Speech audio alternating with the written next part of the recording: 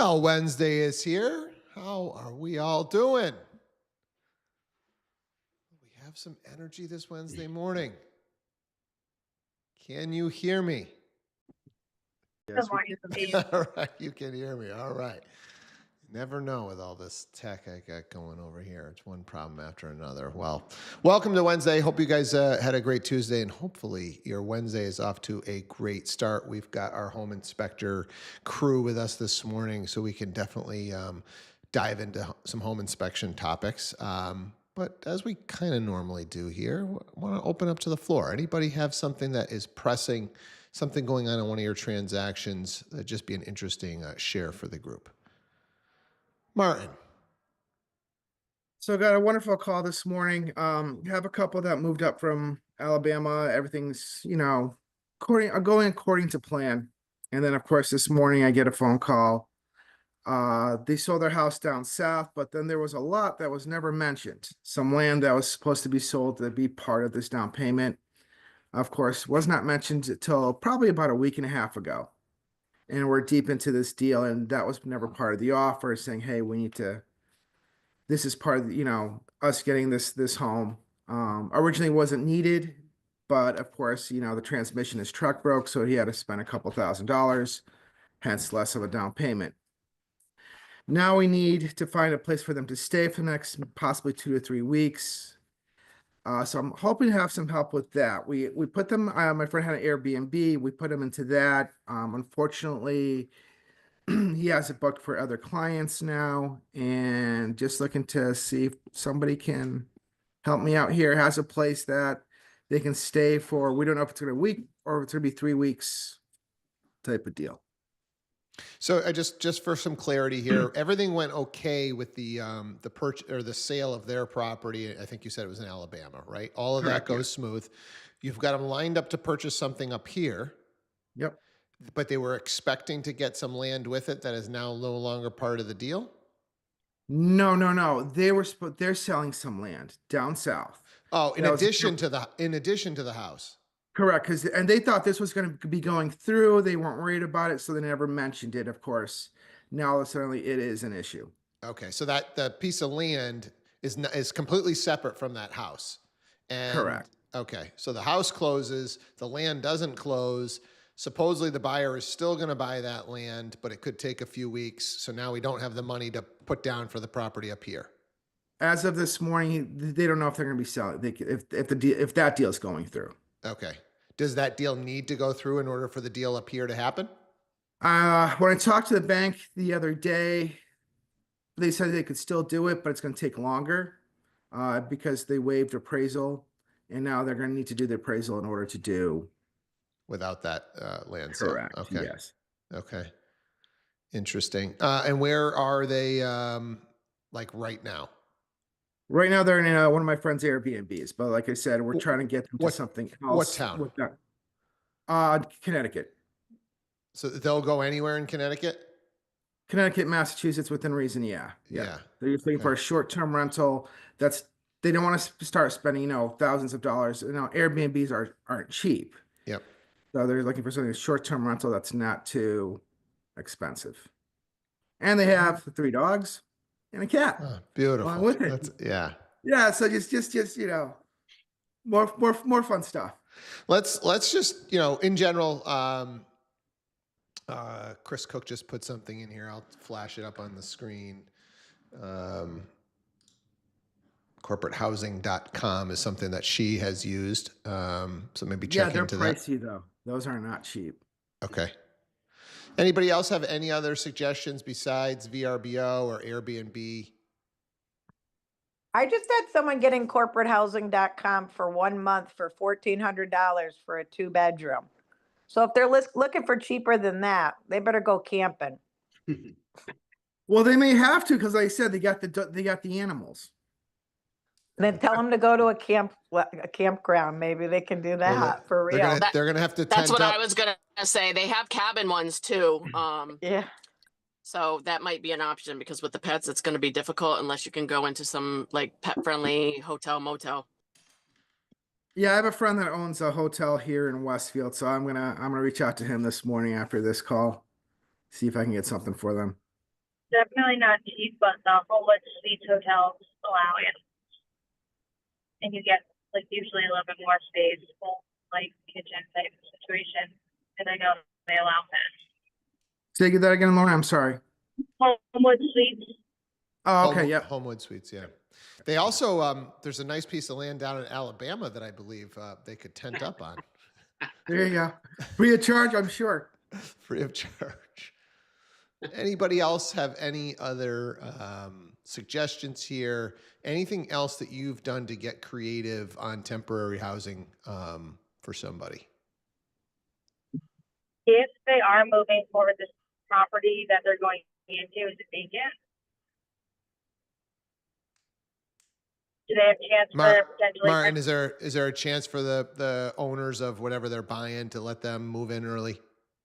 Oh, I've tried that already. Yeah. That was my first thing to go to, but it seems that the lawyer doesn't want them to be in there, and it is vacant, which I don't get it. It's just I'm gonna try again and talk to listing agent again this morning, because that was my first go to. Yeah, I think most attorneys just take a hard line one way or the other. Hey, I've been through this. It's been a nightmare. I've had some scary situations. Do not let anybody in that house until they own it. And others kind of, I think, let their clients make a decision. Hey, look, we got a vacant property. You guys live, however many miles away, or if they don't even live in the area, it might be actually nice to have somebody in the property, just kind of watching over the property between now and close. Cause just, vacant properties aren't great. Well, so that's the whole thing. They're down in Texas, the owners. So there you go. And that's basically, I worked that exact angle, and it was just nope. Yep. Yeah. My experience has been you've got some attorneys that just they've had some horror stories. They share those with their client, and then they say, "This is why I don't let anybody in." So, did you guys have something in particular, John? I'm seeing your message that you guys wanted to chat about. No, we just wanted to open it up. We only have about 5 minutes based on inspections we have going. Okay. So we just wanted to pop on, answer any questions you might have, and get on with our day. All right. Anybody have anything for John and Todd? Anything come up home inspection wise? Do we have a crazy photo to share? I mean.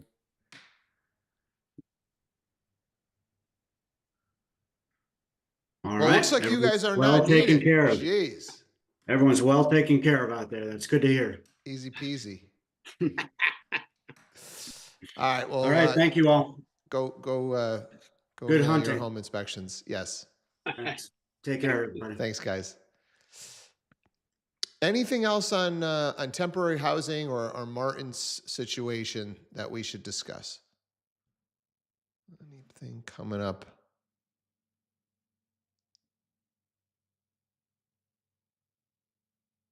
All right. I mean, I think you've kind of explored the options that I'm aware of, Martin.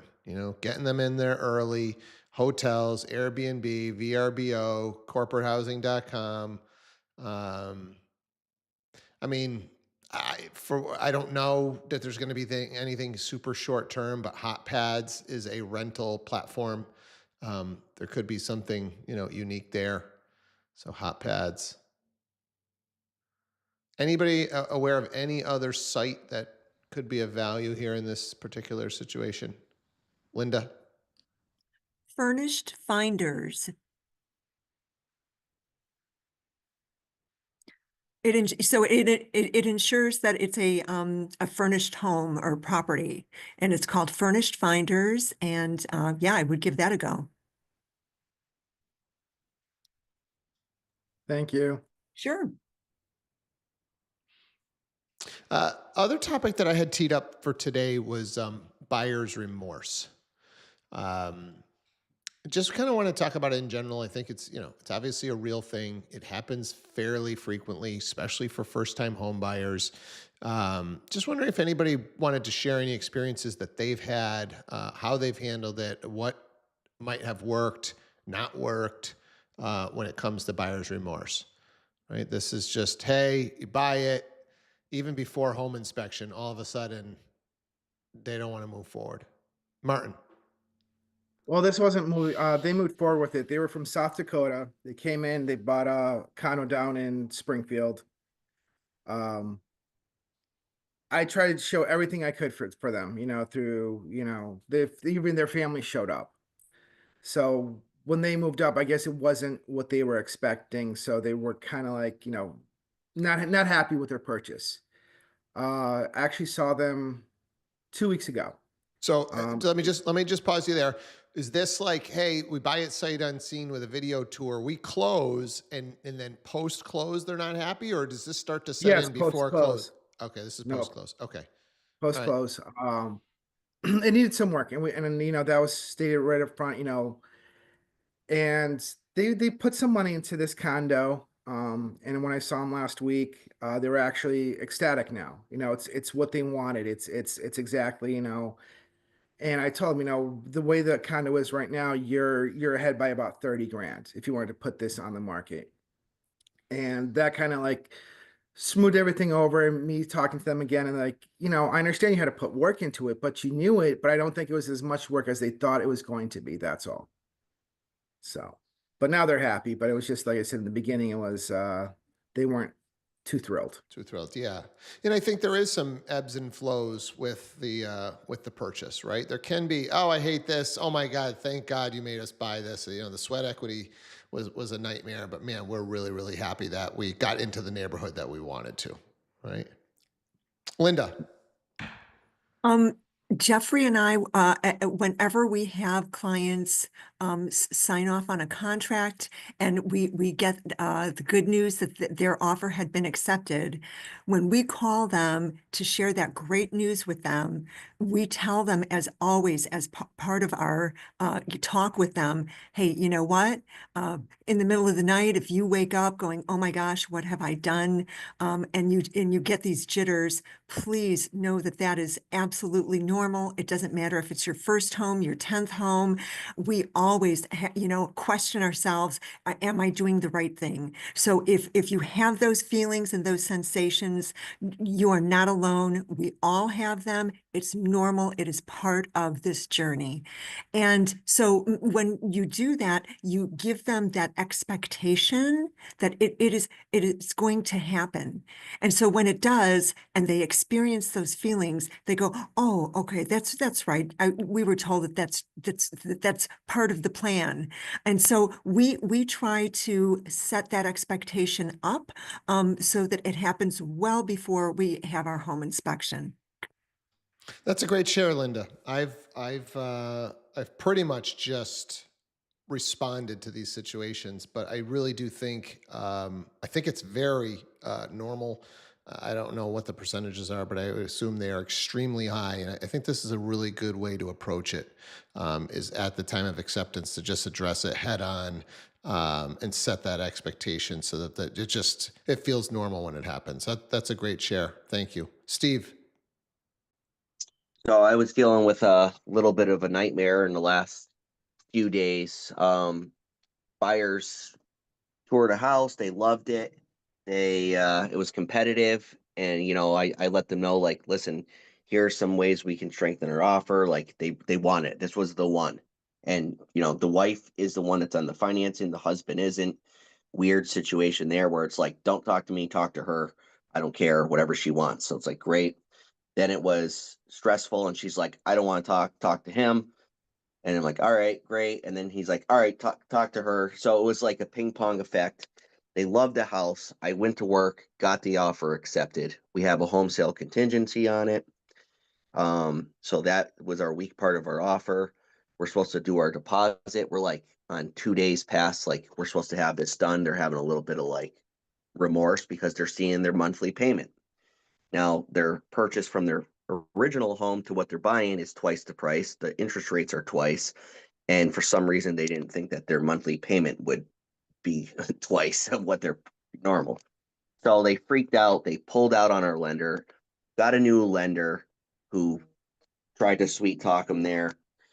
Then that lender got them to switch attorneys, which I wasn't really happy about because we were using one of our attorneys and it was great. And So I ended up smoothing that over and doing damage control and letting, our preferred saying, like, listen, this is nothing for you. Like, they're freaking out. We have an inspection that was due, scheduled for yesterday. They weren't sure if they were going to move forward with it. I'm like, oh my God, like, this is a roller coaster up and down. And I'm trying to, you know, reassure the listing agent that, everything's good over here. And I'm trying to figure it out. And it's like, what are we doing? We need to figure this out, because I need to communicate to the other side what's happening, because I don't want to stall them. And they have two other strong offers they were going to take. They took ours. They end up moving forward with the inspection, actually adding on extra services. Inspection went well, went back to the house, just the wife, not the husband. They seem to work a little bit better under stress separated than together, one. So they fell in love with the house again yesterday. Then we're stressed out about the home sale contingency. That didn't go well because they didn't want to do the open house right after we went to market. They wanted me to wait a week and go to last weekend, which was Mother's Day weekend, not ideal weekend, on just a Saturday. Can't really do much on a Sunday on Mother's Day. Limited showing availability because realtors were showing up late. They have two dogs and a kid they have to get out every time. It's raining all last week. They're stuck in the rain. They're looking at their Ring camera. No one's showing up on time. They're like frustrated. They're like, shut it down. Like, we're tired of this. So I get them calmed down. I'm like, let's get this house sold. I go to the office yesterday. You saw me. I got 5 open house signs. I'm halfway home and I get a call from a realtor, and she's like, we have a strong offer. We want you to cancel the open house. I said, I can present it. That's all I can do. And I try to tell them, like, the pros and cons of taking an offer now. They're like, we want it. We're taking it. We're done. Like, and it was well over asking exactly what they needed. And I mean, it's been up and down, and it's Yeah, insane. I would just say I don't think the roller coaster ride is over. These types of clients are going to continue at every stage to be like this, and this is part of the job that you don't see on the TV shows, I guess, necessarily. Is the therapist role of trying to keep people focused on what the goal is. And it sounds like you're doing a pretty darn good job, man. It's not easy. With the back and forth. And this is a great example of, you're going to be that guy that cancels the open house, right? And here's the scenario. So, just that perspective that stuff does happen, right? And every agent that cancels the open house wasn't like the devil. There could be some reasoning behind it. So great share. Martin, did you have a comment or? Yeah, I thought our job was to say, this is the kitchen, this is the bathroom, this is the... I thought that's what we do as realtors. That's it. Yeah. Yeah. No, I think as I've been putting together that little art of the deal masterclass, I've got a little section on just showing the house. And I think a lot of showing the house is really watching the buyer's reactions, right? Watch what their reaction is when they walk into the living room, when they see the backyard for the first time, right? Like paying attention to those details. How are they reacting? What kind of questions are they asking? I think sometimes you can get lost. I remember one of my mentors telling me that after every showing, you should ask, unless it's completely obvious they have no interest in this house, after every showing, ask them if they want to write an offer. Because you just, I think some people don't, if you haven't done it at a buyer presentation, don't understand the offer writing process, maybe aren't great communicators. And so I started to do that. If I felt like I just wasn't sure, like obviously if it's clear they don't want to write an offer, you don't want to look like an idiot and ask if they want to write an offer. But other than that, just be like, hey, you know what? I'm not really sure on how you guys are feeling about this. Is this the type of property that you guys would want to write an offer on? And just kind of throw it out there and see what they say. You'll be amazed of like, especially if it's a property that's been sitting, they might want to throw an offer in, right? If you don't ask, you'll never know. Chris. So mine is kind of the opposite of yours at the moment, because you're talking about like if it's been sitting, but for the buyer's remorse, like what I found lately in this market is because it is so crazy out there right now that people want to write it and they want to write it right now, right now, right now. And so I'm like, you got to sleep on it. Let's sleep on it. So I had one last night, $650,000 house in Wilbraham, showed it. And I could tell that the husband was not as excited as the wife. And she's like, come on. And they're friends of mine, which always makes it a great time. And she's like, let's go write the offer now, now, now. I'm like, not happening. And sure as shit, I just got a call from her this morning. Oh, he didn't really love it. He doesn't want to put in an offer.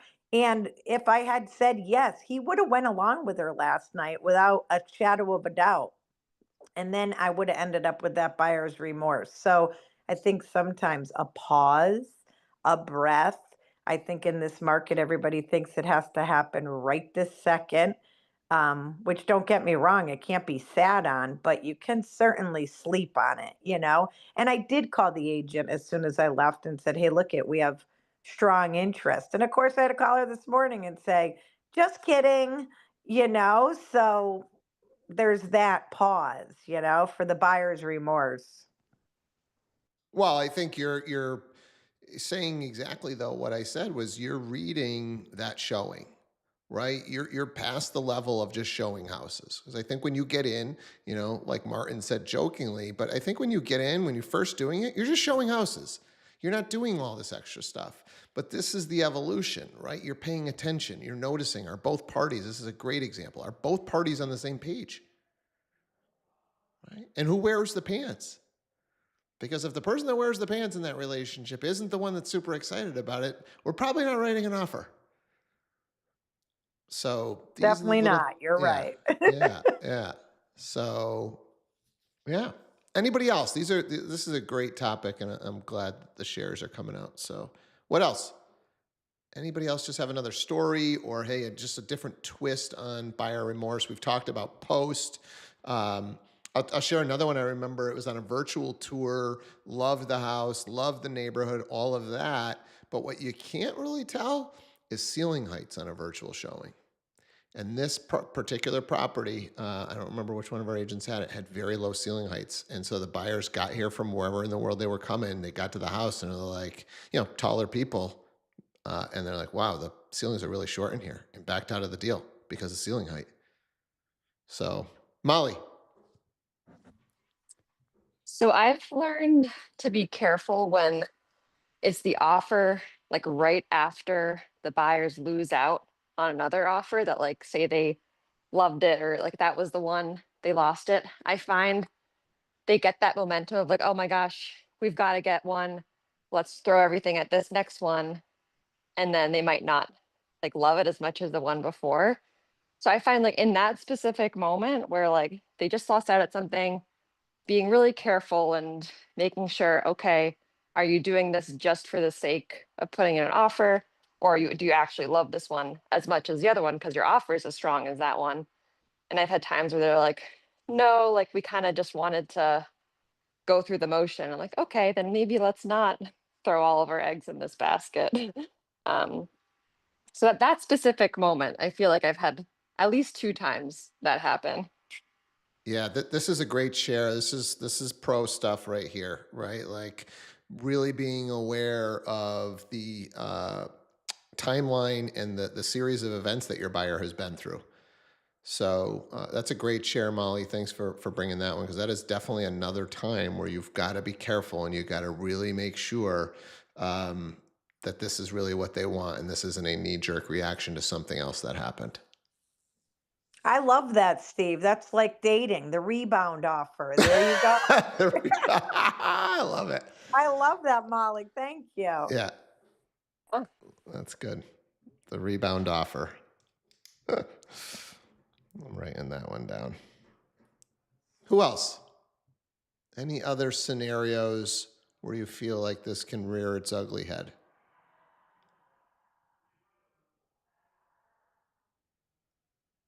I do like what Chris said, right? We still got to have the communication with the listing agent, right? She didn't wait till the next day and realize, oh, we're not going to write an offer. We're still communicating with the listing agent. hey, I think I've got some really strong interest here. I don't know if we're going to be writing an offer yet, but I just kind of wanted to gauge, right? Make sure there's not some other offer in or something where we need to take this a little bit more serious or maybe speed up the process. So just setting the stage a little bit, right? So, and it does mean one call last night. Again, we're calling again today, but I can promise you the pros want more communication than less communication.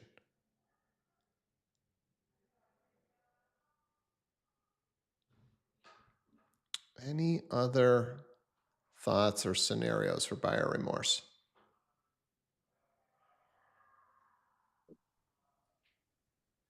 Not buyer remorse, but I just have to say that I don't feel good. I'm laying in bed and I'm scrolling, and I love that you're live because as I'm scrolling, feeling like crap, it says Steve Rovithis is live, and I'm like, oh shit, the call. Okay, so that's a good thing. Yeah.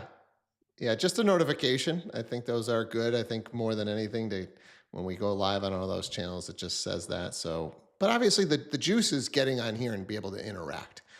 I see you, Jan Cullen and Jorge Ayala, watching us on Insta over here. I get a little bit of a ticker on who's over there, but we'd love to have you guys come on live so you can interact with us.